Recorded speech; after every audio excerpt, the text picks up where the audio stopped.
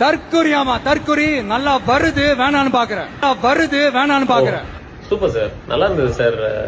பொம்மை முதலமைச்சர் விஜயன் அவர்களே, நல்லா வருதுன்னு நீங்க சொல்றீங்களா? என்ன வருது? பச்சை வருதா?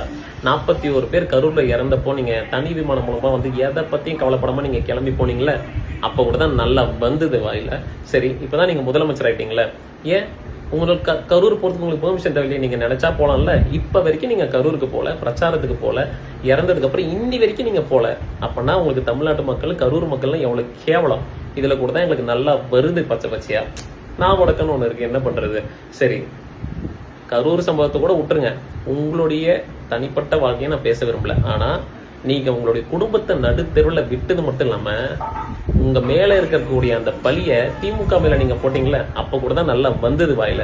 இது எல்லாத்தையும் தாண்டி அஜித் சாருடைய அம்மா இறந்ததுக்கு கூட நீங்க உங்களுடைய கார்ல வித் போலீஸ் போர்ஸோட, விஐபி எஸ்கார்ட்ஸோட, தமிழக அரசோட எம்பளம் இருக்கக்கூடிய அந்த கார்ல நீங்க ஒருத்தரை கூட்டிட்டு வந்தீங்களே, அப்ப கூட தான் நல்லா வந்தது எங்க வாயில. என்ன பண்றது? நான் வடக்கன்னு ஒண்ணு இருக்கு. அப்படி நான் வடக்கத்தோட பேசணும்னு எங்க தலைவர் எங்களுக்கு சொல்லி கொடுத்துருக்காரு. அதனால எங்களுக்கு கூட தான் நிறைய வருது சார். ஆனா நாங்க பேசாம இருக்கோம். நீங்க இப்படி பொம்மை முதலமைச்சர் மாதிரி இருக்கிறத விட்டுட்டு, தமிழ்நாட்டுல கிரைம் ரேட்ஸ் அதிகமா இருக்கு. உங்க கட்சிக்காரங்க இன்னைக்கு 2 பேரு பாலியல் வன்கொடுமை பண்ணியிருக்கான். அதெல்லாம் போய் நீங்க கண்ட்ரோல் பண்ணுங்க சார். சார், கொஞ்சம் சிங்கப்பெண் அதிரடிப்படை என்னைக்கு சார் நீங்க வந்து இம்ப்ளிமெண்ட் பண்ணுவீங்க? அது இம்ப்ளிமெண்ட் பண்ணாம நீங்க காலதாமதம் படுத்திட்டு இருக்கீங்க சார்.